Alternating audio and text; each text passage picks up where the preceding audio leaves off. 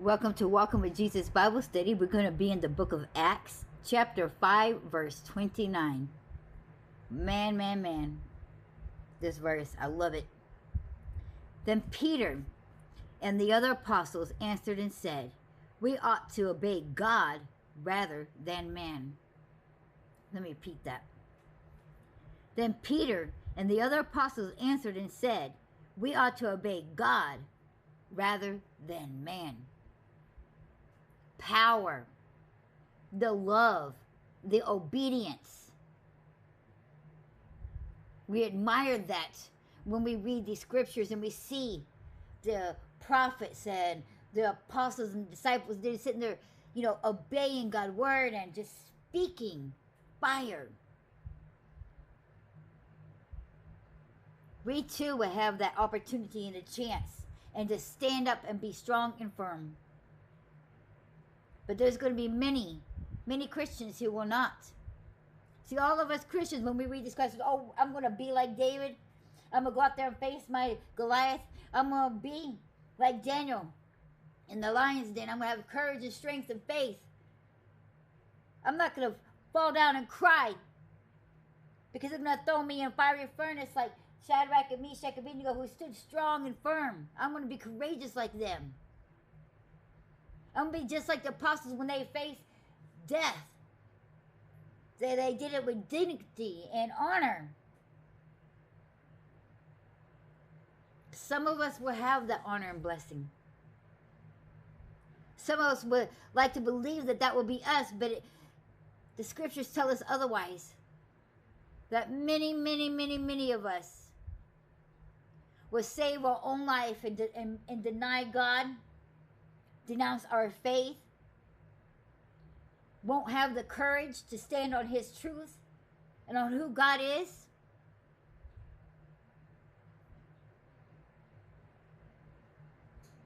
There's a lot of people in foreign countries who have that strength, that courage, who is courageous and face death and all kinds of torture. In fact, many women over there, just because if they go from Muslim to Christian, they have acid thrown in their face. They're raped, they're beaten, they're tortured, they're thrown in jail. And this lasts for months, and they do this to make them to denounce their faith. So it goes on for a long period of time, not just one time and then they just kill them. They keep it going. They get them to denounce their faith. They're so cruel and so evil. And it's not just to the women. They do it to everyone. Especially if you used to be Muslim and now you decided to be Christian. The evil things that they do to those people. And after they kept them in prison for a long period of time, they'll make an example. In fact, one was coming to a year. Because in February, the beginning of this year, over 21 men was lined up and beheaded in front of their families and friends and the nation over there as an example.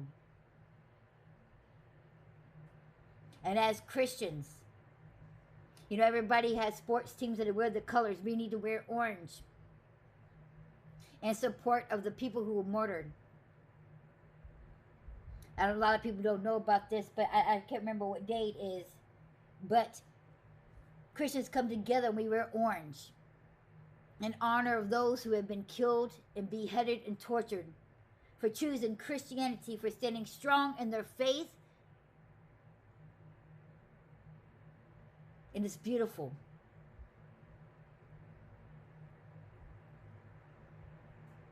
Coming close to the end of time, when Jesus comes back, many people will be like Ishmael and will give up their birthright, will give up their heritage for a bowl of stew.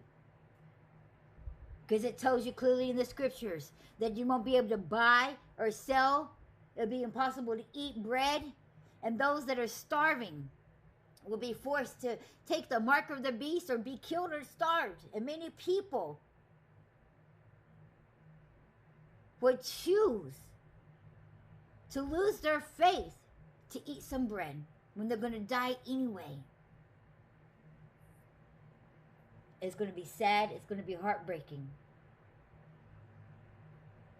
But as true children of God, we should come to realization and be like, we should not fear death. For even God tells us not to fear death. For who cares who can kill your body? Fear the one that can kill your soul. But to us, it should be a great blessing and an honor, because we know that when we die, we're going home. So as a true children of God, the threat of dying and being killed and tortured, we should laugh in the face of the evil one. Are you threatening me to go home to my Father? Are you threatening me to go home to live in heaven? You silly man.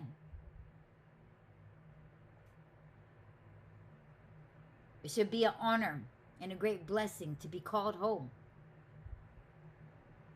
But sadly, through all the trials and tribulation, many people would forget that. They'll take their eye off Jesus and start looking at the storm, and they'll start sinking, and they'll start like, oh, woe is me. I'm going to die, forgetting all that they have been taught.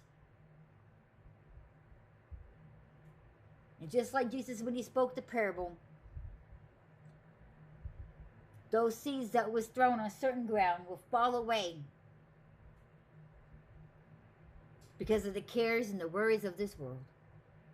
Instead of keeping your trust and faith in God and who he is and what he says, because he is the truth, he is the way, he is life. So the fact that we are threatened with our own life to be dead means life.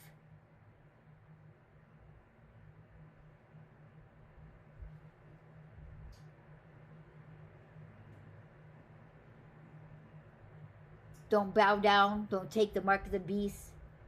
Choose that I'm going to obey God. I don't care what you say. I don't care who you are.